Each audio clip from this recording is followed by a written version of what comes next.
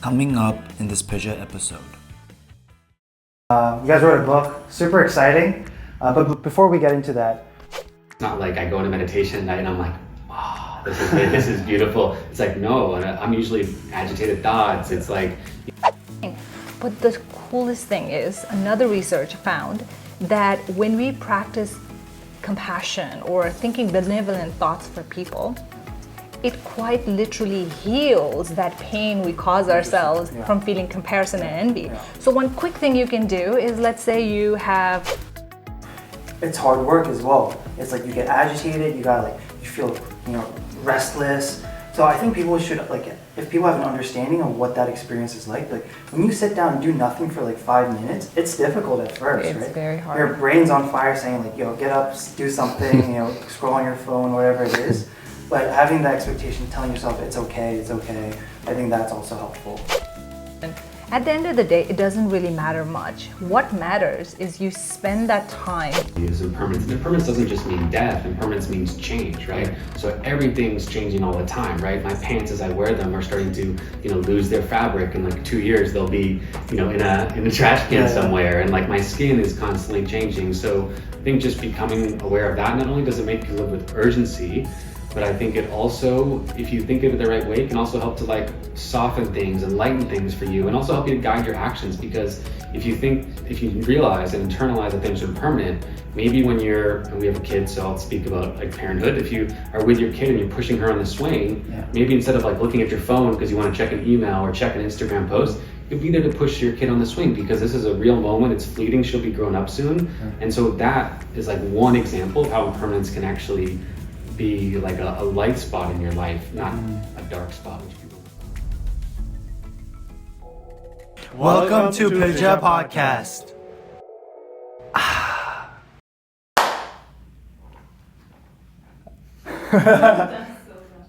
Pema, Brendan, thank you so much for coming on the Bodja Podcast. Pema, second guest, first time ever. You guys wrote a book, super exciting. But before we get into that, just as a way of introduction, what is it that you guys do and why is it important? So we do speaking and training and content creation for companies and their clients and also their employees, helping them with mindfulness and mindset principles that help them with their well-being. And do you want to answer why it's important? Yeah, it's very important because these principles really have the capacity to not only help people enhance their productivity, performance, which is oftentimes why people seek us out, but they really have the potential to help people not only improve their well-being, but be better people. So it has huge impact on a personal level as well as a societal level for our collective human consciousness. So it's very important. That's amazing. What's the number one thing that you see us young people struggling with, and then how can maybe a spiritual practice or Buddhism, things that you guys are also offering, how can that be a solution? In a world where there is so much change and uncertainty constantly happening, and this might be especially the case for younger generation who are perhaps coming into a world which is so fast-paced with technology, with social media. And a lot of generations before that didn't have to deal with the kind of fast-paced world that you all are having to face. So Buddhist principles and mindfulness practices really have the capacity to help younger people, and of course everyone, come out of their own minds and get in touch with reality and really be able to sort of help themselves come out of these distractions and lead a very intentional life, which has huge implications on their well-being, their life satisfaction, and the kind of people they become. Yeah, I'd also say that one thing that I remember when I was younger, when I was maybe in my early to mid 20s, is I deal with a lot of whether it's anxiety or stress or burnout. I mean, all three of those things I dealt with a lot in my career, and back then I didn't know what meditation was. I didn't have mindfulness as a tool, and once I discovered that, it helped me to calm my mind more, kind of see my thoughts as separate from myself, and help me navigate a lot of difficult situations. I called it my quarter-life career crisis because I was 25, quarter life, not half life, or midlife. And meditation helped me get out of it. So we're trying to bring that to more people, not just for people that are in their mid-20s, but for everyone who's maybe struggling. So that's what we're doing. I want to say like us young people are really good at, being fluid, really good at adapting, just because, we went through COVID and, the world, like you said, is changing, evolving like by the year. But at the same time, I feel like all the technological changes makes us a lot more distracted. How do we get out of that distraction? It's sort of like the chicken and egg, right? Do you first become mindful, then not get distracted? And then how does that work? What do you guys think?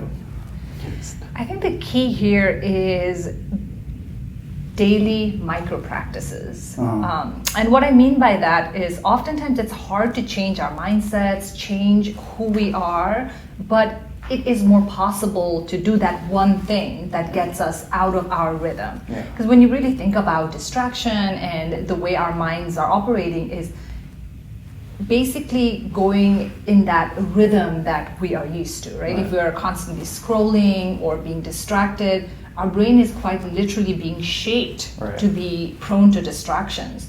So if we can insert practices like meditation, mindfulness, and that's actually part of the reason why we wrote the book the way we did it, and we'll get into it more, but it's about getting you out of your regular pattern and thinking in a way that is more expansive, more insightful, and doing activities that are outside of your routine, and that really disrupts the system, the pattern that we are used to. And that's the only way to get out of the situation. And with these kind of practices, the cool thing is, even if you absolutely don't want to do it and you just do it, it works. And then you find next time that you're able to do it more intentionally. And over time, that becomes you, that becomes your new patterns. I also say it's like, I think, all of us are, it's like we're going full speed down the highway, right? And we're just going like 80 miles an hour. And we have the inability to like downshift, or I think what we have to do, and that like I relate to that as like being on the phone, email, whatever it is, or like just going to coffee shop and going to eat, like we never stop. So what we have to do is like find a way, and maybe at a moment in our day, whether it's meditation or journaling, whatever it is, to like downshift, pull over to the side of the road, and just stop. And that's where in meditation, you're watching your mind, and then I think that that change can kind of create a trip up in your brain where you're like, all of a sudden you do slow down, then you can be more intentional with like, okay, now I'm going on my phone, how can I be intentional or control what I'm doing instead of just doom scrolling or whatever you're doing. So I think you have to kind of find a way to stop, insert first, and then be more intentional with what you're doing. But is it enough though, those daily habits, those micro habits enough? Because I'm not trying to be anti-technology or whatever, we're doing this podcast because of technology. It's been like the biggest democratizer of a platform, YouTube, Spotify, all these social media, other different platforms. But I have friends who've like interviewed for Google or Meta, and during the interview process, their whole case study or whatever they get, the question is, how do you optimize like usage time, right? And that's what the entire these trillion-dollar companies are trying to do. So for the playing devil's advocate, are these micro habits enough to hold on to the brakes or shift gears? So what I would say is the fact that the outside world and the powers that be, are coming for us, coming for our attention. It makes it that much more necessary that we work on our minds. And yes, we can go into detox, we can go into those practices, but at the end of the day, these technologies are way too attractive for us to refrain and not participate, because at the end of the day, not only it is so attractive, but also it's in many ways necessary to excel and succeed in the world. So the only thing we can do is to work on our minds. And we can work on our minds in a way that we are changed in one day. And that's where micro practices come in. And it's a long game we're playing, right? Like we're chipping away slowly.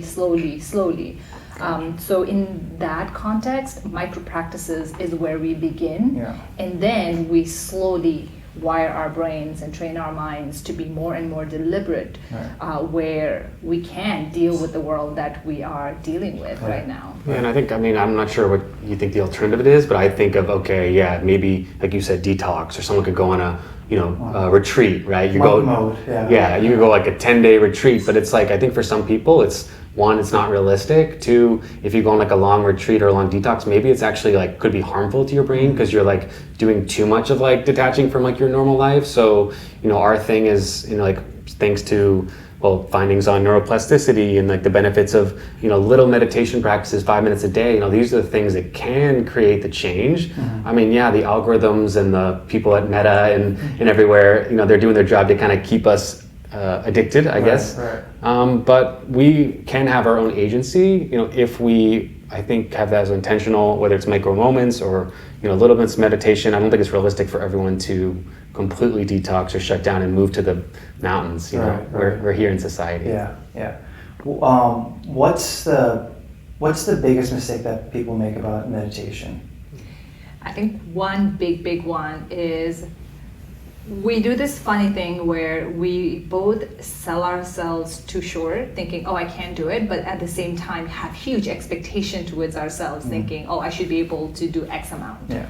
So when it comes to meditation, really we need to have a very friendly and compassionate attitude towards ourselves. The word meditation itself comes from the Tibetan word gum, you already know, which means familiarizing ourselves. So we're not trying to accomplish huge things and shift everything in our minds, shut it down. All we are trying to do is spend some time with ourselves and see what's happening in my mind. And in a very friendly way. Your mind gets distracted, it's okay. Yeah. You come back. Your mind gets distracted, you come back. Yeah. So when you have that kind of kind and friendly attitude and also open-minded approach to meditation, it becomes more bearable to sort of fail, right? You get distracted the whole 2 minutes, 5 minutes. Then it's okay. You can come back the next day. You can come back the next day. And then slowly you start realizing, the fact that I'm okay getting distracted in and of itself is a practice of patience and acceptance. Right. And it's a pretty beautiful thing to be able to spend some time with yourself and be okay with it, and perhaps eventually even like it. And I'd also add, I think it's a big misconception to think that it's gonna like work right away. Right. You're meditating much longer than me. I've been meditating almost a decade now, and here I am. It's not like I go into meditation at night and I'm like, this is it, this is beautiful. It's like, no, I'm usually agitated thoughts. It's like, a lot of things are ping-ponging around my brain, and that's part of the practice, what you're going through in life, whether it's a time of, whether it's a time of bliss in your life, maybe you're in a new relationship, maybe that'll kind of feed into your meditation practice, or whether it's, you got a new job, it's really stressful, that might feed in there, and then you got to kind of watch those thoughts, like return to your breath. And I think just kind of sticking with it and not expecting that it's going to be this like instant fix, because it's not, it's a lifelong journey. So I think just knowing that could be really refreshing, because I think that when I was 25 and I was starting, I probably thought, okay, I'm just going to be like, super relaxed, and it's just not realistic. I think you guys had a dichotomy of answers where you said it's, meditation is a peaceful, beautiful thing, where you said, it's hard work as well. It's like you get agitated, you feel, restless. So I think people should, if people have an understanding of what that experience is like when you sit down and do nothing for 5 minutes, it's difficult at first, right? It's very hard. Your brain's on fire saying get up, do something, scroll on your phone, whatever it is. But having that expectation, telling yourself it's okay, I think that's also helpful. Yeah. The way that I explain to people is meditation, it has sort of a compounding effect. And it's like when you eat a piece of chocolate or whatever, that pleasure is super intense.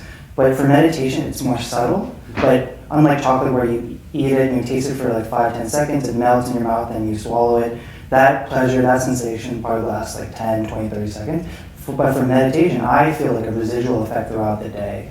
Yeah, I don't know what you guys think of that. Yeah, I think with meditation, just the way we are dynamic beings, right? We're not just one thing. So same goes with our meditation practices too. Sometimes we have this good, peaceful effect, and sometimes, I will be honest, there will be times when it agitates you and you leave feeling more stressed or more anxious. But it's not that the meditation caused you anxiety. It's more that now you're in touch with it. You're more sensitive, so you can sort of work with it. And in terms of the good feeling, Sometimes we get good feelings and it sort of lasts. But I would say that we don't want to make meditation about the experience of meditation. What I mean by that is whether you have an agitated meditation or calm, peaceful meditation, at the end of the day, it doesn't really matter much. What matters is you spend that time being aware of your mind and you do the practice of bringing your attention back to the breath each time with sincerity. And that's the point of meditation. And these amazing benefits of feeling great or feeling calm or peaceful, those are all byproducts that we don't want to attach ourselves to. Gotcha. Makes sense. Yeah, I would say, it would be great if meditation was like eating chocolate, would that be great? But I think, I know it's not what you were saying, but I think, in reality, it's, meditation is almost like, it's an exercise, almost like working out is, not to compare it exactly to that, but you have to kind of get in there, do your reps, if you will. And I think the other thing is that you're alluding to is like, meditation is not a practice to get good at meditation. We practice meditation to get good at living. So a lot of that, maybe if we feel like a little bit of stillness or calmness, or we notice an agitated thought, like we can then take that same feeling or softness or lightness, that when it does happen, and then that can pervade throughout our life. So I think that's one thing to keep in mind too. It's we can't keep our meditation and life separate. Yeah, and that's also the thing earlier your question was, in a world that we live in, how do we go about having agency, because the external world is so attractive. The practice of meditation is also a practice of awareness, seeing patterns of how do I feel when I sit down and scroll on my phone for a while, or when I don't look into my friend's eyes, when I communicate with them, what are people doing around me, and how is it impacting each other? That's the practice of awareness. So many times, the idea is when we're so stuck in our technology, or also in our minds, our thoughts, we don't see what's happening around us. And in a negative way, it prevents us, one, from experiencing life in real life, but also we don't see the patterns of things that are not working. So then we can't course correct. So the practice of meditation, when it comes out, it's almost like having a little bit better vision, that things look more crisp and you can interact with more clarity. Right. And for most people, it's like this meditation seems like this big daunting thing, right? How does, if you could tell me a little bit about the book, like the structure, how does that play a role in making it a little bit easier? Yeah, so the book we wrote, which I don't know if you can see it over here, the Daily Buddhist, we do have a chapter on meditation, which is chapter 12, the month of December. But just to kind of maybe back up a moment, like the book has 366 days of reflections that we pull from quotes from ancient Buddhist masters. So of course the Buddha, also people like Milarepa, Shantideva, Nagarjuna, people that are both prolific in Tibetan Buddhism and also in classical Indian Buddhism. And then we have 4 themes, and Pema can kind of fill in the blanks, but we have theme 1, you're reflecting on life and death, which is kind of a reflection on reality, both your inner state and outer state. Theme 2 is then looking inward, so understanding your own mind, that's where that awareness comes in. Theme 3 is extending outward, so things like compassion, generosity. Then theme 4, we call it practice, and that's where meditation fits in. That's one of the chapters in practice. So did you want to talk more about that? Yeah, the way we see this book being a great contributor to people's meditation and mindfulness practice, really as a way of living, is that we want to bring to the forefront the nature of reality. And what that means is when you start by truly reflecting on the fact that everything is impermanent, regardless of how young you are, there comes a sense of urgency. And this is not an innovation we came up with, this idea of starting with a chapter on impermanence. It's a very traditional approach in Buddhist practices, particularly within Tibetan Buddhist practices. It starts with reflection on impermanence, because that sort of wakes you up and you have this idea, I don't have forever to live, hence I want to make today meaningful, so I'm not carrying these stresses or anxieties, but I also want to be kind and compassionate, and I want to be the kind of person who feels okay going to bed at night knowing I did the best I could. I experienced the rare fleeting moment I have right here that I'm alive. So that itself, having these ideas and thought process, is very essential to meditation, because if we are not reflecting on things like impermanence and interdependence, which is that everything comes from cause and effect, and everything has a cause that brought effects about, and everything we do now is going to have an effect. And how does our mind work? If we don't reflect on these materials, our meditation can actually be inaccurate sometimes, right? We can just meditate, sit with our mind, and we're reflecting, but we don't have the right kind of thought patterns or right kind of reflections to reflect upon. Then meditation might not be as effective, and that little bit of peaceful moment that you might get from meditation is not enough.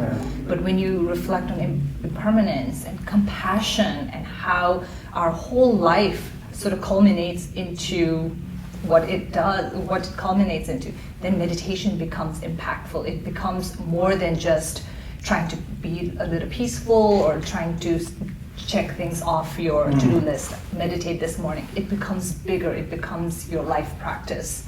And that's what we envision the Daily Buddhist being able to do for people, is every day they wake up, or any time in the day that they have some free time, they reflect on a quote and then our modern commentary on it, so that they can look at life in a little bit of a nuanced or a new way, so they can see things more accurately, so that they can be a little more compassionate with themselves and to others, and also be able to be at more ease and peace, knowing that things are impermanent. And that's one example, impermanence chapter, but other chapters will do different things. I was going to ask you guys, people might think it's a cruel way or a dark way to start a book with, starting with death and impermanence. And you guys are basically saying, when you start with that, it creates a sense of urgency, but also, you become aware of the opportunity that you have at hand. Is that what you guys are saying? Yeah, I mean, I think we wanted, and like you said, we're not the first to do it. This is where a lot of masters in Buddhism would start training their students of, okay, here's the reality is impermanence. And impermanence doesn't just mean death. Impermanence means change, right? So everything's changing all the time, right? My pants, as I wear them, are starting to, lose their fabric. In 2 years, they'll be, in a trash can somewhere. And my skin is constantly changing. So I think just becoming aware of that, not only does it make you live with urgency, but I think it also, if you think of it the right way, can also help to soften things and lighten things for you, and also help you to guide your actions. Because if you realize and internalize that things are impermanent, maybe when we have a kid, so I'll speak about parenthood. If you are with your kid and you're pushing her on the swing, maybe instead of looking at your phone because you want to check an email or check an Instagram post, you'll be there to push your kid on the swing, because this is a real moment. It's fleeting. She'll be grown up soon. And so that is one example of how impermanence can actually be a light spot in your life, not a dark spot, which people might kind of think of it. So in the book, we try to, although we're reflecting sometimes on death and the truth of that, it's really about change, and then knowing, since we're changing all the time, how can we live now? How can we live immediately? And what does that look like in our life? And also it has huge moral implications when we think about it, is if you really investigate your own thought patterns or your actions, looking at negative emotions, let's say it's greed, it's anger, it's jealousy, all of them stem from the idea or illusion that we'll live for a long time or live forever. If we truly believed we are going to die, we wouldn't be so greedy. We wouldn't hoard so much wealth thinking, I'll live forever, so hence I need a lot. Or we wouldn't be as angry with our loved ones, right? Because they might think, we can fix it tomorrow, we'll fix it next year, but then eventually it ends. You have, that's why people have this idea, if you thought you were going to die today, what would your attitude be like? And immediately anyone will feel, I'd be nicer, I'd be kinder, I'd be more patient, I'd enjoy more. Do we have the research on that? Because you might also think that people might be I only have 1 day, you see those movies of apocalypses and stuff like that. They have 1 day left. I don't know if that's everyone's answer. They're panic time. Panic time. Or let's go party or something. And that would be very sad and deluded way to be. That's what actually scares me when it comes to practice of meditation and mindfulness. Sometimes I see my own mind and I think, if I'm about to die, I really hope that I would have worked with my anger and my impatience or anxiety so that at the time of death, I would be okay with how my life went, and I can die in peace. Yeah, without regrets. Without regrets, because then there's no time. If I think at that moment, I want to have time to practice, well, that's just genuinely too late. Yeah. And I think it's not just, and maybe it's this extreme analogy, you're like, okay, today's the last day, but it's not like, live like every day's your last, because then, you know, It's YOLO. then people might like go to the bar and start drinking, and that's not what we're saying. It's more of like, just know that, you know, life isn't forever, you know, so then knowing that, like, how would you show up for today? How would you be here in this moment, like, for yourself, for your kids? Would you be a little bit more compassionate, a little kinder, a little bit more here? And I think that's what we're trying to get at versus, this is it, you got to just go out there and live your life. Yeah, so like getting into that a little bit more, some people have that mindset, right? You only live once, or you know, if they know it's their last day, just like partying all out, just like pleasure, like just everything that, you know, they can think of, just like out of, you know, attachment, greed, and lust. Why shouldn't they do that if it's their last? Why should they live up to their higher standards and morals if they know it's, you know, they only live once, or they believe they live once, or, you know, they know it's their last day or something? I think the one question I would urge them to ask themselves is, are they genuinely at ease and at peace and happy living like that? Yeah. Not from patterns, not from trying to escape anything, but genuinely, are you at absolute peace? Yeah. And, you know, sometimes we have these questions and answers and we say, of course I'm at peace. Right. But really, when you wake up with a hangover, do you feel happy? Do you feel like that was a good use of your physical body, your mental energy? I would say most people, if they're really honest with themselves, these substance, partying, drinking, going out are all forms of distractions that we use in order to. It could also be like shopping. It's not just alcohol shopping, is one example. relationships, you know, there are so many things. Right. But oftentimes, and actually, if we're really honest, it comes from this desire to escape and not experience our own minds or our own issues. And that's why they are compulsive, right? Yeah. So that's what I would ask. If Yeah. somebody say, why shouldn't I not? Of course you should do whatever you want. You know, we should all do whatever we want as long as we're not hurting other people. But is it feeling good? Right. It's also if you're the master, or that thing's the master, are you being a slave to it? Are you being attached? Are you running towards that and running all the time? One thing that stood out from like our previous conversation about the last time was like I was telling you about like how I got like post, you know, vacation depression. I was coming back from India. I was like, oh, I feel like, you know, the life was like a little bit emptiness coming back to America compared to like in India, where I was like, you know, near His Holiness, just like being surrounded by our Tibetan community. And then you told me like, you know, I don't get that anymore because my life is so exciting here.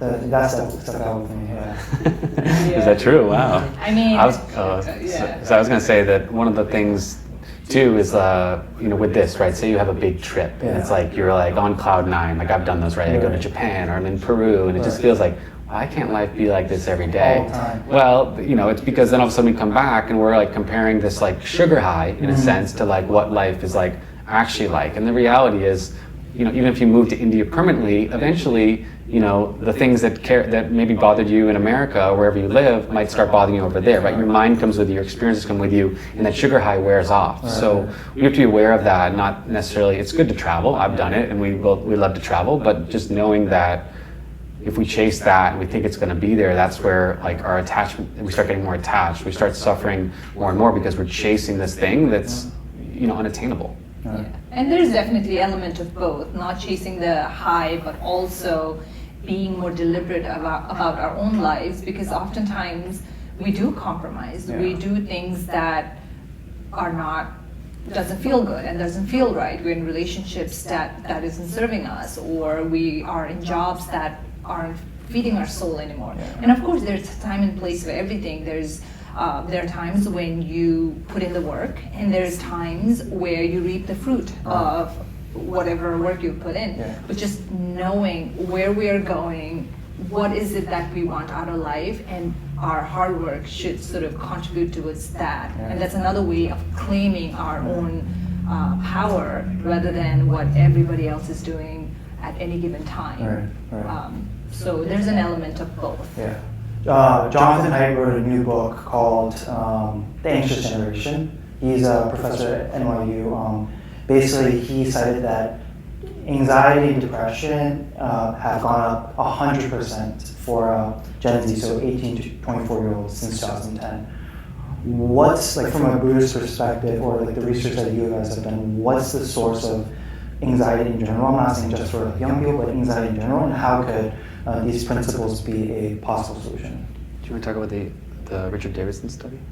Yeah, we can connect. Or I guess the first word is the anger and anxiety stem, or not anger. Yeah, anxiety. A lot of times, the big contributor, Jonathan Haidt also talks about it, is the factor was the introduction of social media in combination with smartphone, accessibility all the time. We're connected all the time, but at the same time, humans need human connection and not just feeling the sense of virtual connection, right? So it's really taking us out of reality. So if we bring it all the way back to the Buddha's time, when he was a prince and he was seeking the end of his own suffering, what he realized was, in the beginning, you have to have this really close understanding of reality as it is. And that's another level of reality we're talking about, right? Really getting in touch with the fact that everything is impermanent,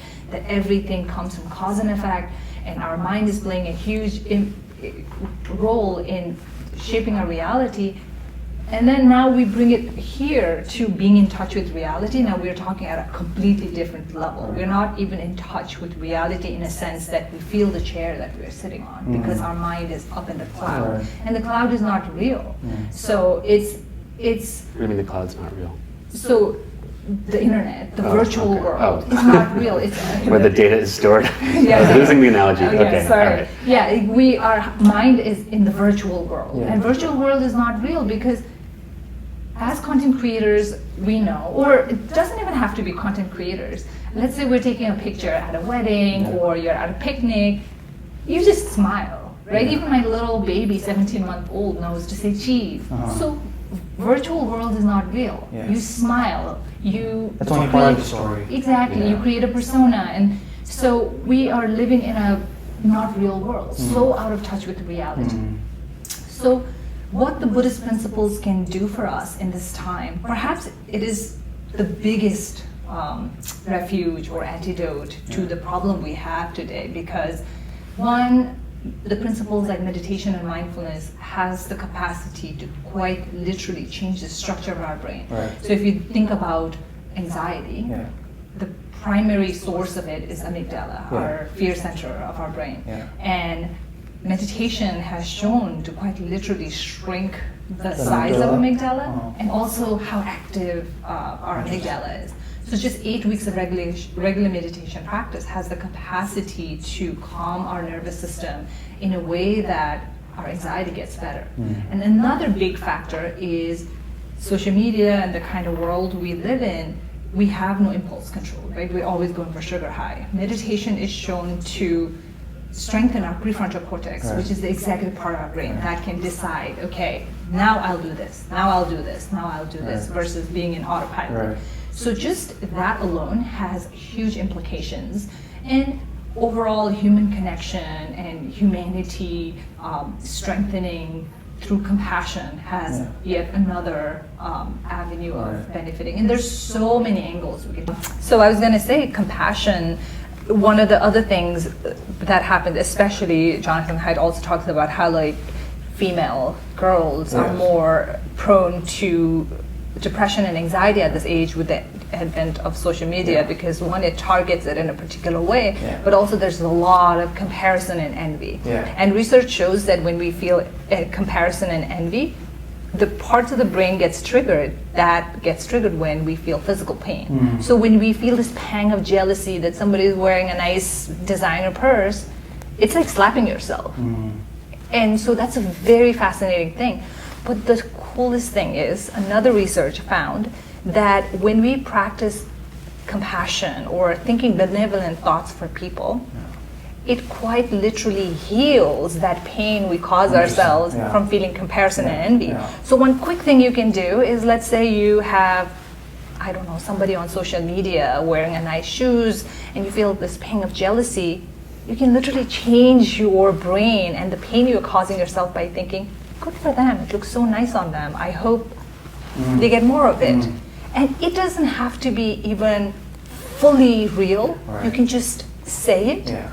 And you'll see some sort of, just now when I said it, I felt some warmth in my heart. Yeah. So compassion has the capacity to impact us here and now, not later in the future after 8 weeks, here and now. Yeah. So Buddhist principles can give us tools like this where schools, science, technology are not giving it to us to thrive as humanity, especially in the kind of world that we live in today. Yeah. And I'd say it's also, I mean, that example is maybe compassion, but it's also sympathetic joy is in there, which comes from, or there's a Sanskrit word mudita that talks about this, which is honestly, or trying to, and I think it's a practice, but to feel good for people who are like doing well and to wish them well. Like, you know, someone at work wins an award and it's not us, we might feel that envy or jealousy, but if we can practice that, whether it's compassion or sympathetic joy, which is, you know, wishing for them to become even more successful, and think about how different that is from our normal thought patterns. So when we see that on social media, everyone's smiling at a picnic, we think,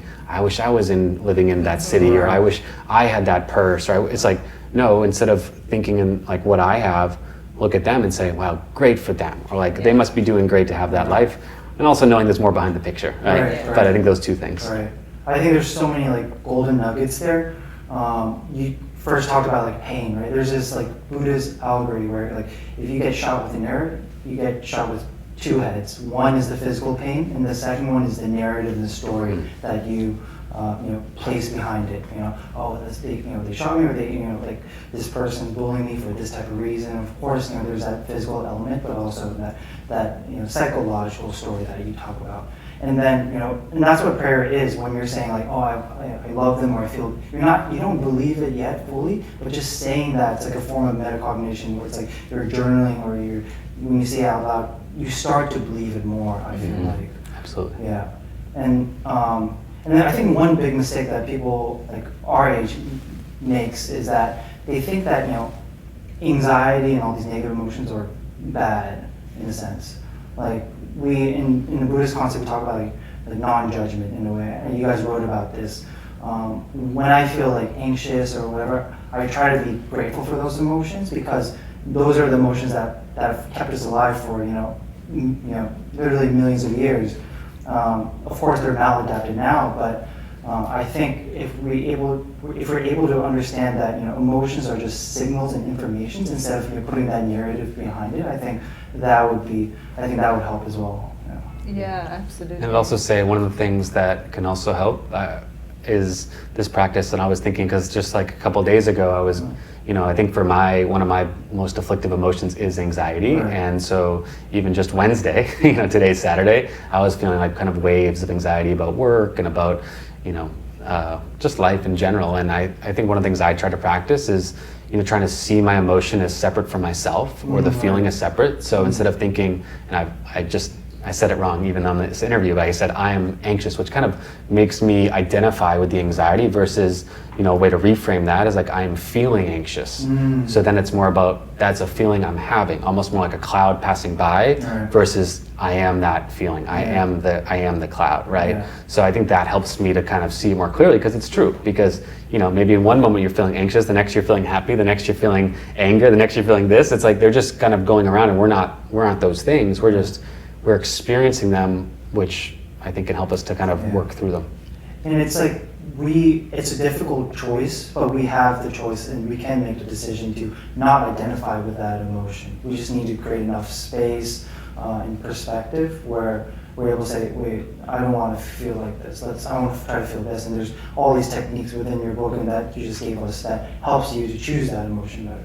Yeah, and it's all a practice. I mean, we are very much practitioners, people that are struggling, just like everyone who would be watching this this we interview. We have our good days, we have our bad days, just like everyone else, and that was our reason for really putting this book together. Is these ancient texts, original ones, had such huge impact on us beyond any physical teacher or physical course, right? These words have the way to just penetrate you and help you so much as a refuge, where nobody can save you from your own deepest anxieties and vulnerabilities. These words of wisdom can help you see your issues in a different way and see life in a different way. But oftentimes these texts are not as accessible. Right. For one, they're translated in English, but you're like, It's is like this Shakespeare English? English, It is so tricky unless you've actually studied to understand these texts. It's very difficult, and you need to have so much context to understand this two-liners that is so profound. And so we wanted to make ourselves the translators of these profound wisdom and bring it to a world where, quite frankly, today meditation and mindfulness have become so diluted, where people see it as just a way to bliss out or feel zen, but there's so much more that mindfulness and meditation can do for humanity, and we absolutely don't want to dilute it and bring it back to the lineage, back to the source, and keep the authenticity and wisdom intact. I think that's where you guys corrected me before. It's not just like meditation is not just about the personal experience that you have. It's about, I think this is what's something that part of like the self-help section in your local Barnes & Noble got partially right. It's where it's about unlocking your potential, working on yourself. But then they forgot this second part, which is like the best self-help is help others. You're using all of this to help others. When we're talking about like content creation and stuff like that, it reminded me of like these biohackers nowadays, like Brian Johnson, Dave Asprey, who want to live to like 180, 200. Do you think that's in conflict with impermanence, or what do you guys think of that? It's funny, we were talking about this the other day. You want to start? Yeah, it's a very interesting thing that humans like to do, right? We like to conquer, we like to control.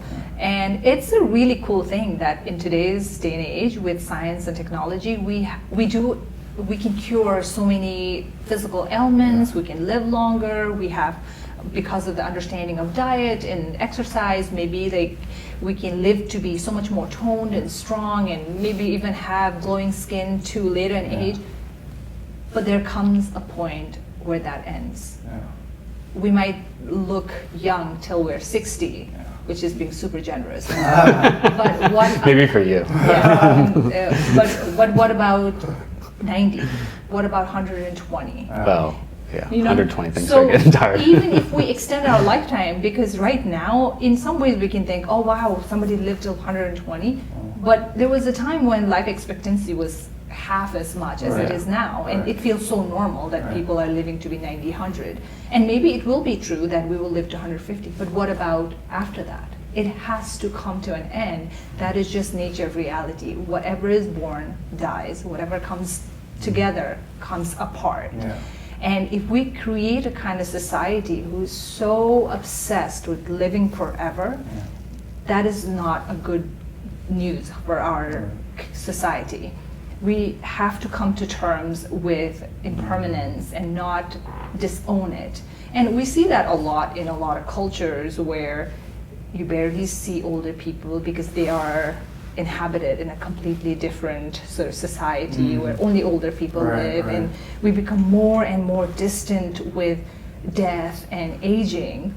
And that's a terrible thing for us because that is everybody's reality. So we want to come to terms with it, we want to be in peace with it, and we want to celebrate it, because if somebody's 100 years old and super wrinkly, that means they lived to be 100, which is so good for them, right? So in that sense, I think technology should continue to advance and we should take advantage of it. But if we get so stuck on living forever and making that our religion, then we have turned really, really good thing into something really bad. And in many ways, I almost feel like we are better off not having that huge longevity and an ease that I'll die one day, than having this long life and the whole time you're anxious that, oh my God, this is going to come to an end at one point. Yeah, I think the problem is that when you focus on that, you're focusing on the wrong thing. Like Pema says, you're trying to like focus on, I want to get to that milestone, 100, 150, whatever they're talking about. but they're not accepting reality, which is that everything dies. And like, look at a star, even a star that's lived for billions of years, like it comes to an end and it fades into oblivion. Like, I don't know exactly how it all works, if it combusts or whatever that is, but that's life is only possible because of death, and death is possible because of life. And so I think like it's okay to like, be healthy, meditate can help you to live longer, so can eating well and, working on your mental health. But if you make it an obsession, then it becomes another form of attachment. Right. And so we want to live more in acceptance. And if we are more accepting, then we can live where we are right now. And this is the real moment. Because like, think about, you can't remember what happened in your life 10 years ago. And that's because it's already ancient history. And same thing with 100 years ago. And so I think it's just a better perspective to live and think about and meditate on impermanence. I think can create a more grounded and a lighter feeling, not a heavier feeling and a darker feeling. Yeah. You talk about how like meditation's become like diluted a little bit. There have been like a lot of great scientists, or a lot of people from like the West that have gone to the Himalaya regions, India, to study Buddhism. Like Dave Asprey, for example, he went to Tibet, he studied under like Buddhist monks.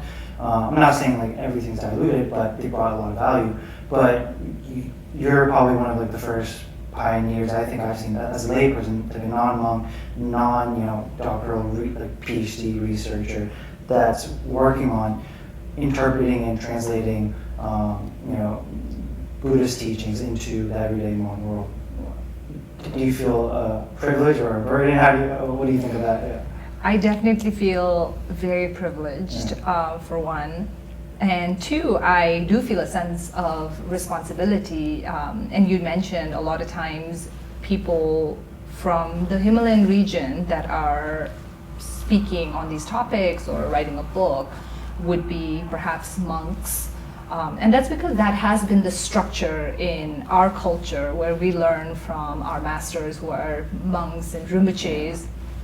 But now there has come a time when we are all global, right? We could be Nepali, Tibetan, Bhutanese, but we could have been raised in New York or in some part of the world. So we don't have the same kind of access that our ancestors or our parents, or even myself. I grew up in Nepal. I had access to monasteries and rituals. My child doesn't have the same access. So then there is this gap of important information that is brought about by somebody like me, who they can look at me and say, she understands because she lives my life. So there is immense need for that kind of conversation to happen at this point in time. And another thing that I do feel both privileged and a sense of responsibility is that on the one hand, I live this life, but I also have this connection from birth, from childhood to the lineage. So it's bridging that connection to the world here, I feel is very essential and also very beneficial. Why do you think it hasn't happened much before? Is it like the times, or what do you think it is? Not like people from our, like humility is a big thing in our culture, right? Being humble. And is it like is it like a cultural thing, or do we not understand how to productize it, or market it, or like show the value proposition to the world, like the Westerners do? What is it, you think? I think there's a combination. For one, in a very traditional setting, a lot of us came into Dharma and see it as a very cultural, traditional thing. You do your prostrations, you go to your pujas. Our parents don't always sit us down and talk about the philosophy and its implication on our day-to-day life, because that's not how our traditional approach of practice was. So for me, that curiosity happened because I left home not so young, but young enough, 18, right? So I was on my own in the West, where I was having to navigate life, being in the middle of nowhere, and I was starting to notice something different about myself, which was being away from home at that young age. I missed home, I was lonely, but there was a sense of well-being that I had. And it was a little bit of a stark contrast with my roommate, who was supposed to be my assigned roommate, but because she had depression. She had to go home because she just couldn't cope with being away from home in that sense, and it was only a state further or something like that. And what I realized was these practices were grounding me and keeping me in touch with reality, that I was able to utilize my opportunity of being in the West studying, and that's what sparked my curiosity to say, what is this? How can I talk about this and study this in a way that is different than the way I grew up with? And psychology was a good avenue for that, and later I studied it in a more philosophical way. So there was privilege in a sense that opportunities were there, but I had to sort of make it that way. And in terms of actually turning it into a real thing, it takes a lot of work.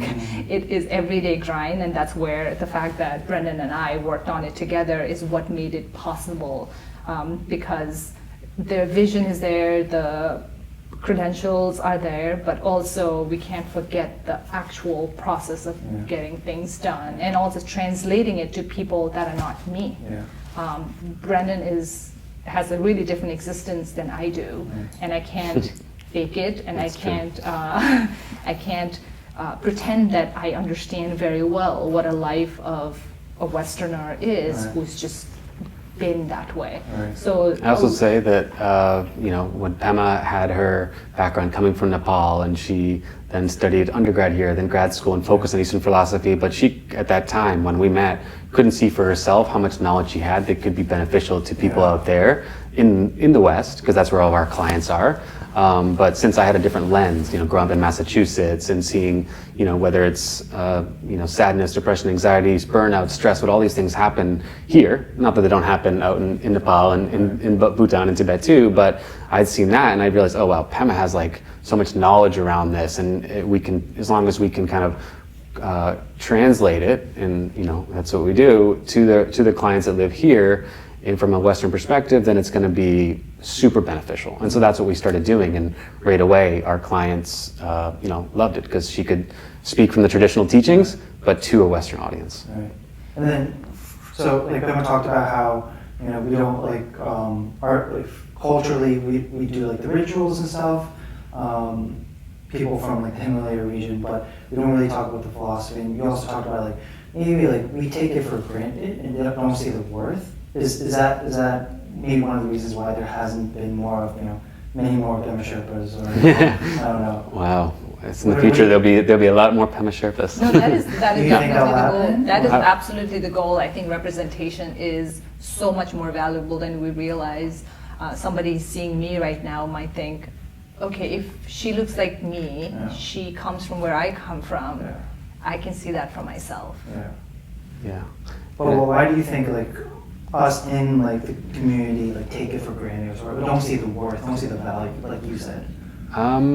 Well, I think maybe one, because it's so familiar, right? It's like you kind of can't see yourself because you're, unless you're looking at a mirror, and I would happen to be Pema's mirror, so I could see that she had this knowledge, the skills, right? I can see her, and so, but I think also it's just, I think you mentioned earlier, this kind of humbleness that is culturally, very much in the people of the Himalayas, and I've noticed that as getting to know Pema and her family and her community, and even Pema at the beginning, she, her first thing, I was like, oh, you could, be a mindfulness speaker, trainer. She's like, I can't do that. I'm like, she's trying to be so humble, right? And I had to, kind of coach her up a little bit, because I guess I come from, the Western perspective where it's like, you can, just say what you are and then you become it. Everyone sees you as that. And then, so that's what we started doing. So I think there's a little bit of those things. You can't see yourself, and then also just different culturally. And I think people, although it's good to be humble, could also just realize that you probably have maybe more value than you give yourself credit for, and that people out there might want to, whether it's paid for it or just not even there has to be money involved, but just be valued to them. And I would say, this element of, from a very Buddhist perspective, we talk about the Sangha. And Sangha, the Sangha has such a huge impact. Community has such a huge impact on making your practice possible. And for me, in many ways, Brendan was that Sangha for me, a community who said, you can do valuable things. And it's kind of confidence that comes upon you when somebody sees you as being worthy and somebody sees you as being capable. And that's something that we don't talk about enough, giving to each other that sense of boosting and saying you can do great things. Yeah. I think it'd also be great, like and I think I'm starting to see as I go to more of, whether it's this show or whether it's like Pema's involved with like the Sherpa communities and the Nepali communities, it's like the more that people in the community can uplift each other, right? It doesn't have to just take someone from outside the community, or now I'm part of it, but like before, I think that if there's more of that, and there's, hopefully, you can be a booster for someone else and help people see for themselves what their talents are, and it'll create more success and more prosperity. Yeah. You guys are, business partners, romantic partners, but also spiritual partners, it seems. Right? Yeah.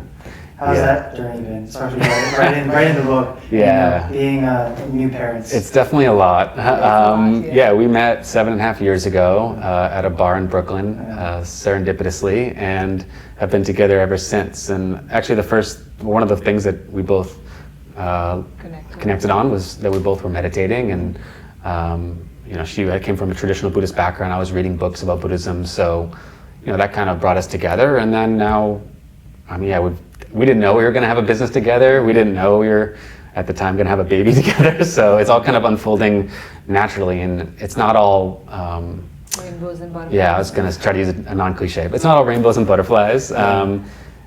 But I think we're lucky in the sense that like we can have this Sangha, and at the same time we can have a business where we uplift each other, because it can be very hard to kind of create a business and lonely, or create content because you lose a sale or you don't get enough likes in your post or something's always happening. But luckily we kind of are able to, when one person's down, the other person lifts them up, and now we have Samaya, our 1-year-old, and she's our third member of our Sangha.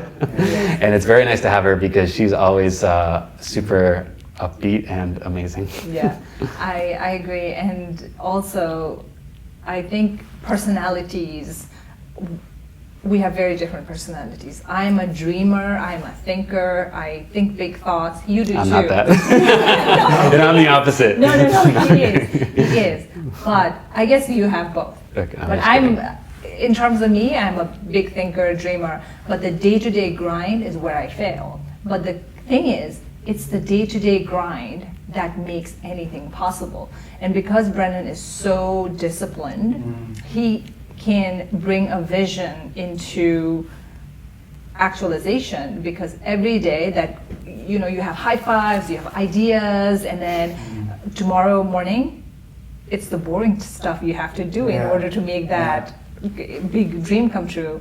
And that's where Brennan's sort of contribution to both of us to do the work every day, that's what makes a lot of our dreams come true. And I'll just say also, you brought together like the spiritual side, the work side, the relationship side. I really think that it's the, when you're practicing mindfulness or you're, trying to thrive in your career, it's like the day to day, like, can you commit, right? It's not about just discipline, but like showing up, and then like, you don't feel like it. Showing up and don't feel like it. And that goes for like, let's say you have a bad night of sleep, which happens a lot around here because we have a baby, and it's like, but you still got to try to show up and not just do what you got to do, but also try to do it with a smile on your face and be the person your partner needs you to be. So I think for anyone, whether you're working on like your spiritual growth, career growth, or relationship or personal, it's trying to consistently show up, and that's where the biggest shifts happen. The number one thing that, people my age are looking for is the relationship, right? They all always think about the rainbows, but as Buddhists, we know the baseline for life is suffering. Can you talk through like those times of difficulty? How do you guys get through together? Like when you guys are maybe frustrated with one another or frustrated at the external world, how do you guys manage that together? I think one of the things is, it depends on who is struggling, right? So one of the realities of our relationship currently is that I had a pretty tough pregnancy, I had a pretty tough birth, and I was healing physically for a long time. And also my daughter needs both parents, but a mother has to contribute in ways that a father can't. So, well, both, but mostly can't. So breastfeeding. I just happened to be in a very vulnerable, weak state. So I need so much more in this season of life from him than any other time. We're not operating out of equals in this time. So one of the things... It's not 50-50. It's not 50-50 at all, yes. In many ways, I need so much more slack right now, right? So Brendan would have to show up and think collectively and contribute to the morning. Let's say I'm in a mood. He has to be that upbeat person and sometimes be the punching bag and maintain perspective.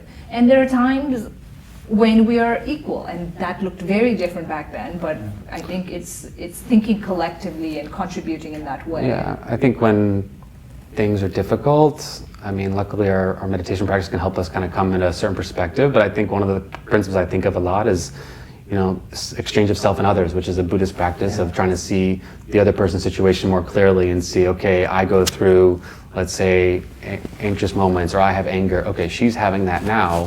What do I feel like when I'm going through that? So then, based on that, trying to figure out how to help her, or vice versa. So that's one concept. And also, I mean, generosity is a big area in Buddhism that I think helps in relationships. Is like, how can I be more generous to my partner? I mean, we fail all the time, but when we are working from a generous spirit, when we're working with generous energy, then it's successful. So we try to bring those in, but we have slip-ups. Yeah, not competing because the very funny and interesting thing about relationship dynamics are people love each other, but there could be a lot of competition where why does the child want the mom more? Or why is I don't know, in success terms too, there's so many movies made out of like relationship falling apart because one of the partner, especially if a woman gets successful, men can't handle it. So that sense of generosity is everything. That I want you to excel on your terms. It doesn't have to be I want you to excel more than me, because that's just not necessary, but there is no comparison. And that sense of generosity really fuels you and lifts you in a way that you can really accept a person's flaws when it happens. For me, when I met Brendan, I had studied at Harvard, I'd done great things, but in many ways I hadn't been able to crystallize my path. And it was because Brendan's generosity in saying, you're brilliant, let's make something happen for you, that really allowed me to flourish into who I was capable of being. And that is something I can never foresee, or what do you call it, overlook, regardless of our ups and downs. So having that pure good feeling about your partner, that you have my back so generously, that becomes the foundation for a relationship, I think. Because Brendan was the one who trusted you and pushed you to start this business and give you this confidence that this can be something that you could do, right? Yes, absolutely. And in many ways, I think I did that. Yeah, no, it's both ways. Both ways. Just like taking notes down here. When you have these like afflictive emotions, we try to like meditate on it and try to internally resolve it. How important do you think communication is? Is that a cliche that people use? Do you need to talk about every little problem? What do you guys think? We have different opinions on it. No, I'm kidding. I guess I'm the type of person who's like a quick fixer, right? To get really into it. This is going to be a marriage therapy session, but I'm like more of a quick fixer, where if there's some sort of, I can feel the energy's off, or we had a little bit of an argument, I want to, basically resolve as quickly as possible. Whereas Pema needs more of her time and to kind of, go through it. And so we both have to kind of meet in a certain spot. Like I have to learn, okay, maybe she does just need 30 minutes to like just go through the anger or whatever it is.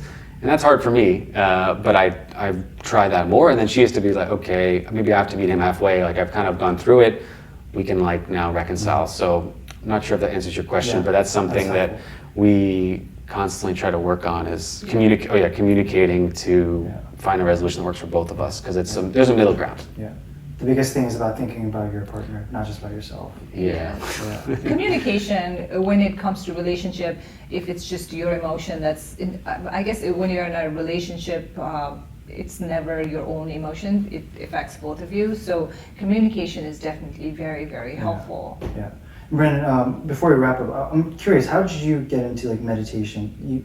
You guys met, like you were into like meditation, Buddhism before that? Before we met, but not always. I grew up in Massachusetts in a suburb that was 90% Catholic, and there was, forget about Buddhism. There was only like a couple of people that were practicing Judaism in our town. So, and I wasn't formally like you come from a much more traditional religious background where you were doing Buddhist practices, whereas I was raised like loosely, Catholic.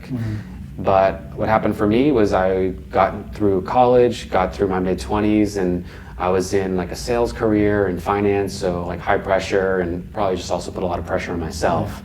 And I wasn't necessarily looking for a solution, but one of my friends at the time said that she had been actually told by her psychic to try meditation. And I don't know, never had a psychic, but I thought, oh, she's gonna try meditation, like I should maybe try it. And I remember I went home back to my place and I tried it that night, and I really enjoyed it the first time.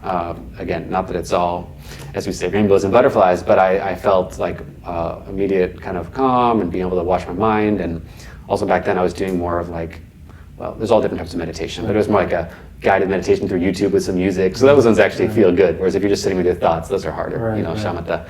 But anyway, so I got into that and then just like kept going. I guess Pema goes back to like the discipline or the, I'm kind of like every day I try to like chip away at things. So I saw it as one of my new avenues of mental health, and I just haven't stopped. Now it's been 10 years, and then once I met Pema, I was able to learn more about Tibetan Buddhism, which I didn't even know about Tibetan Buddhism was a thing until I met Pema. And now for years we've been, whether it's prayers together, we've been to Nepal together, we meditate, not all together now because of our baby, but now formally studying Buddhist philosophy. So it's been happening day by day, but over 10 years, a lot can change. I love it. Where can they find the book? Any details? So well, if you're in the US, it's anywhere that you could find a book. So it's at the major retailers. Amazon, Barnes & Noble, Book A Million. Even Target and Walmart seem to have it. So if you're one of those customers. And then also a lot of indie bookstores seem to have it. So, and then it's also coming out in the UK. I think also in Australia and New Zealand. Yeah. So, and hopefully someday it'll be over in Asia. We want to bring it there. Amazing. Yeah. Thank you guys so much. Appreciate your time. Okay, thank you.